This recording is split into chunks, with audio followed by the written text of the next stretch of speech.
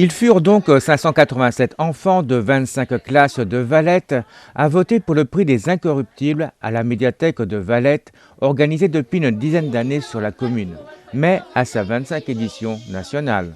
L'objectif étant de faire découvrir le livre de façon ludique et de développer l'esprit d'analyse. Alors il y a une sélection de 5 livres qui a été choisie par l'association Les Incos. Et donc les enfants ont lu les livres en classe, ils ont choisi leur livre préféré et ils viennent aujourd'hui voter pour ce livre préféré à la médiathèque.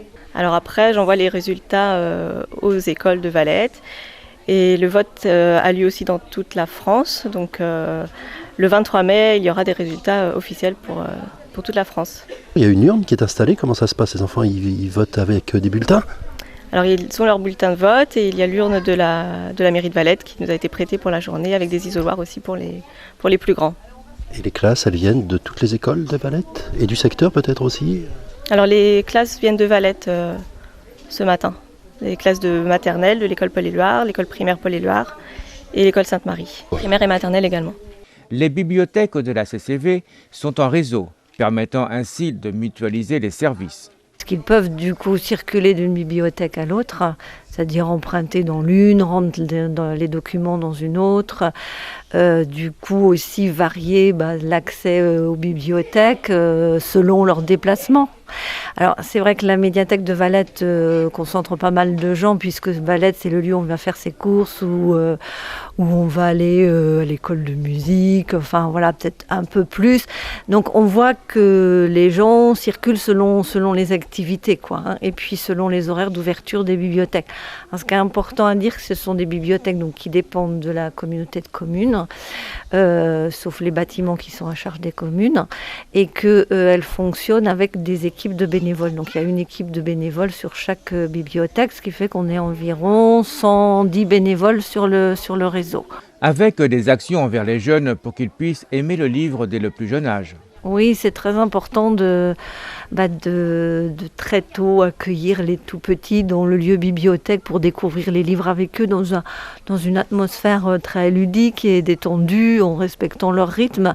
Alors il y a effectivement des accueils tout petits sur plusieurs bibliothèques. Donc on accueille les tout petits avec les assistantes maternelles sur des créneaux qui leur sont spécifiquement dédiés. Hein. Donc ça c'est un accueil qui est fait soit par des bénévoles, soit par des professionnels. Et puis après il y a l'accueil de la crèche aussi de Valette, crèche à Halte Garderie. Et ensuite, on a les accueils de classe, donc de la maternelle au collège. Surtout, donc c'est vrai, on accueille plus les maternelles et les écoles primaires. Donc là, ça se concrétise aujourd'hui par l'accueil autour du vote des Incorruptibles. Hein.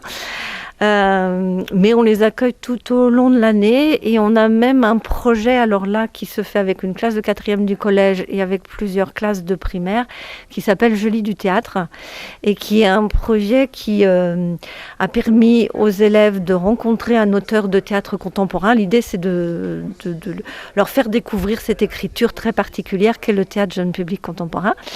Donc ils ont pu rencontrer un auteur, ils ont pu élire un coup de cœur, ils ont travaillé cette présentation du coup de cœur avec un comédien, une comédienne, et ensuite ils vont présenter ce coup de cœur sur la scène du Champy-Lambart. Donc ça va avoir lieu le mardi 13 mai.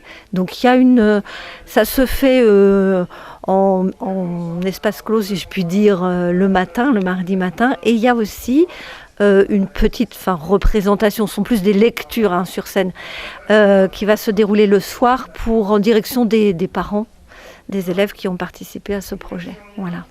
Concernant les votes des enfants sur le plan local, les maternelles ont donné leur préférence à Nina et Nino de Yokoko, les cours préparatoires à Brigitte, la brebis qui n'avait peur de rien, de Sylvain Victor, les CE1 à Arrête de lire de Claire Gratta et les CE2 CM1 à Lulu et le Brontosaure de Judith Viors.